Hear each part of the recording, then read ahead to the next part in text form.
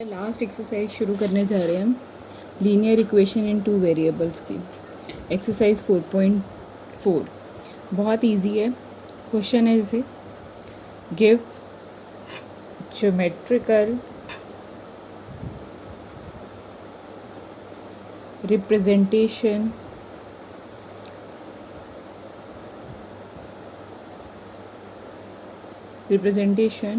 Of y is equal to 3 इन दो टाइप से पूछेगा वो, इन वन वेरिएबल,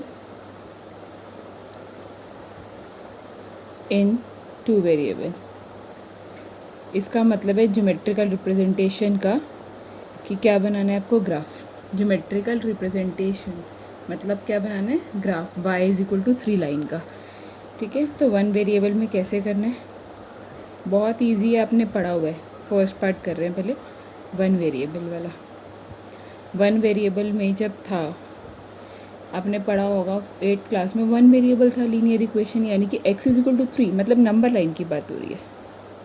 जनरल सी बात है, इधर y होगा, इधर y डैश होगा। 0 1 2 3 4 -1 -2। वन वेरिएबल का मतलब है x वाली एक्सिस ही नहीं है। अगर ये x कहते x इज इक्वल टू 3 तो y वाली एक्सिस नहीं थी, इसको हम x मान लेते। ठीक है, तो y इज इक्वल टू 3 कहाँ होगा हमारा इस लाइन पे, यहाँ। तो ये हमारा फर्स्ट पार्ट ख़त्म। ज्योमेट्रिकल रिप्रेजेंटेशन, ज्योमेट्रिक रिप्रेजेंटेशन को मुझे हिंदी में याद नहीं क्या कहते हैं, मतलब ज्योमेट्रिकल तरीके से इसको रिप्रेजेंट करना है, दर्शाना है। ठीक है, तो क्या बनाना पड़ेगा, ग्राफ वन वेरिएबल में और टू वेरिएबल में। ये क्वेश्चन बहुत इंपॉर्टेंट है, ऐसे आते हैं। तो क्या बना हमारा यहाँ पर y इज इक्वल टू 3 का ग्राफ बन गया बहुत ईजिली, मतलब वन वेरिएबल में आपको नंबर लाइन ड्रॉ करनी है। ठीक है, टू वेरिएबल में मतलब आपको x एक्सिस और y एक्सिस वाला पूरा प्रोसीजर करना है। जहाँ x एक्सिस होती है वहाँ x एक्सिस ड्रॉ कीजिए।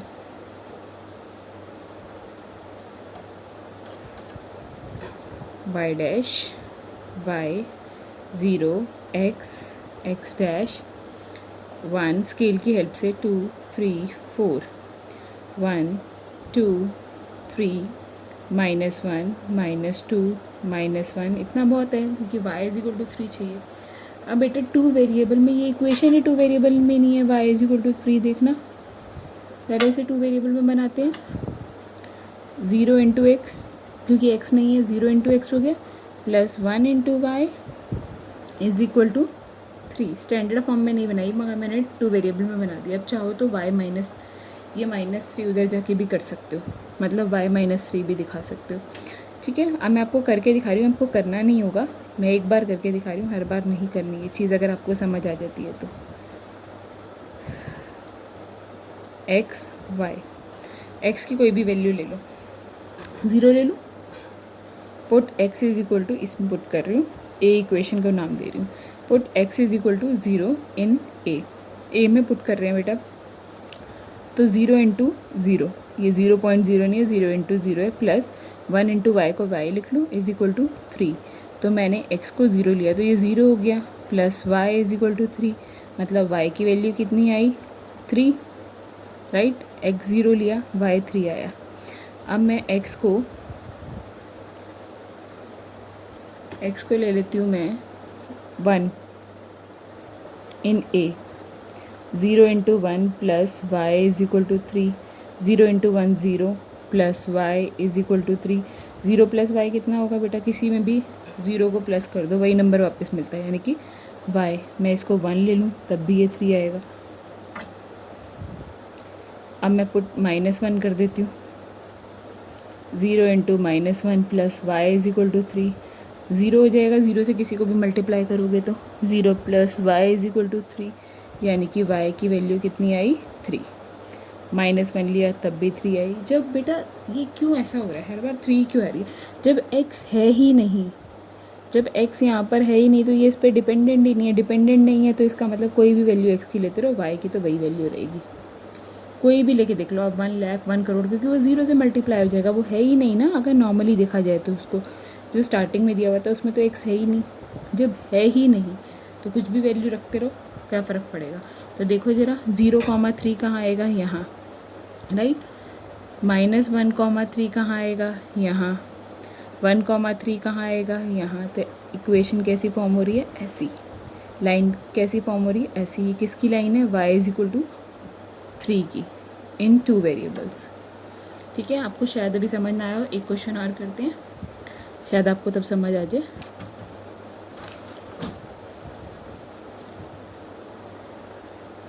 Give geometrical representation of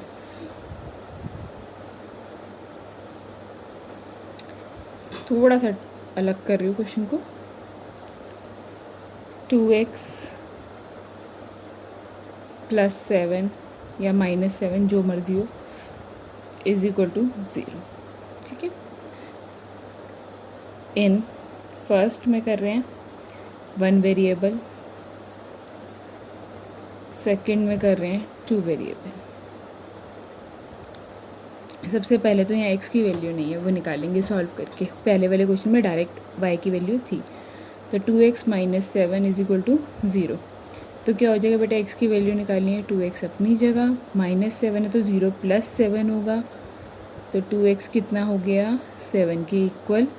x की वैल्यू निकालनी है हमें 2x की, x की ना, तो x = 2 से मल्टीप्लाई हो रहा है, तो x = 7/2 यानी कि 3.5। कभी कभी ये माइनस में भी आ सकती है, क्वेश्चन पे डिपेंड करता है, यानी कि x की वैल्यू कितनी आई, 3.5। अब बड़ा इजी हो गया।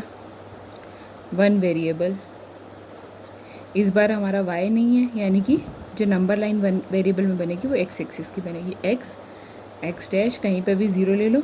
1 2 3 4, ये बेटा गैप्स जो हैं ये स्केल की हेल्प से लगाना, ग्राफ नहीं है तो। -1 -2, हमें इस बार भी प्लस में चाहिए, तो प्लस में 3.5 कहाँ आएगा, यहाँ। तो यही हमारा आंसर है, x = 3.5 का। क्लियर। अब सेकेंड, 2 वेरिएबल, फिर से ड्रॉ करते हैं x एक्सिस और y एक्सिस।